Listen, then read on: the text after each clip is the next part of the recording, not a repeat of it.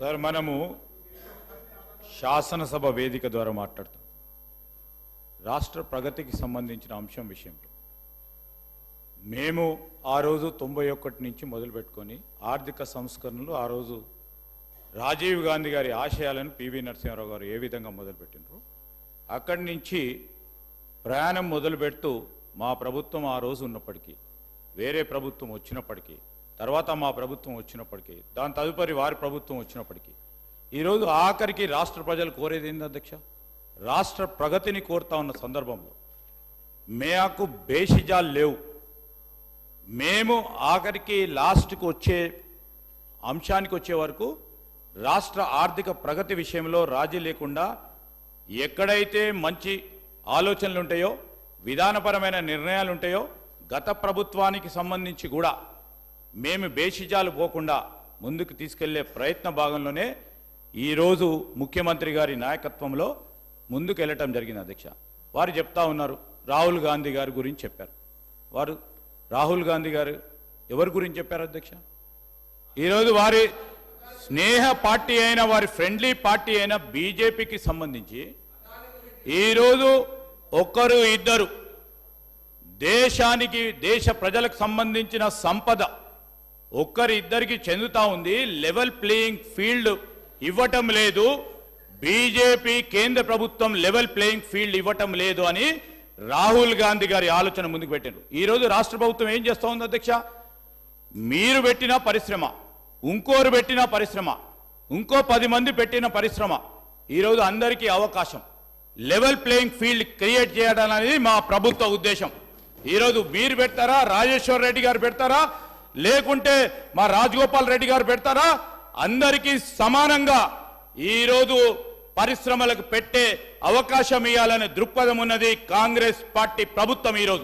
ఈరోజు వారితో చేసుకోవద్దంటారు అధ్యక్ష, వారితోని ఒప్పందాలు చేసుకోవద్దంటారు.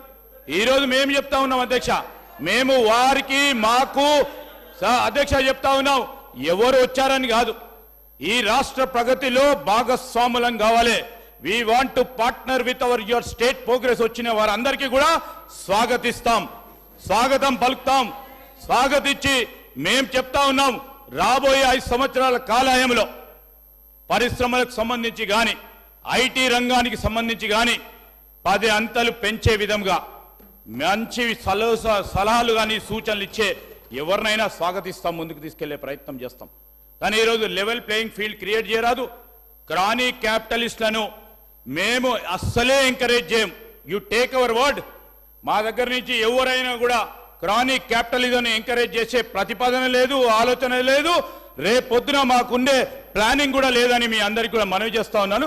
రాజేశ్వర్ రెడ్డి గారికి కోరుతా ఉన్నాను, ఎందుకంటే వారు కూడా ఒక యూనివర్సిటీస్ ఎస్టాబ్లిష్ చేసిన వ్యక్తిగా, ప్రైవేట్ యూనివర్సిటీ వ్యక్తిగా, వాణిజ్యం వ్యాపారం తెలిసిన వ్యక్తిగా, ఈరోజు మీరు చెప్పే ప్రతి మాట ప్రజలందరూ చూస్తూ ఉన్నారు, దేశ ప్రజలు చూస్తూ ఉంటారు, అంతర్జాతీయ సంస్థలు కూడా చూస్తూ ఉంటారు. ఈరోజు మనందరి ఆలోచన, మేము కూడా చెప్పాం, ముఖ్యమంత్రి గారు కూడా చెప్పారు, ఈరోజు ఇంతపూర్వకం ప్రవేశపెట్టిన పాలసీస్ మంచిగా ఉంటే మేము ఇంకా మంచిగా చేస్తామని చెప్పాం. లేదు తీసేస్తాం, బాగలేదు అని చెప్పే ఒక ఆలోచన చేయలేదు.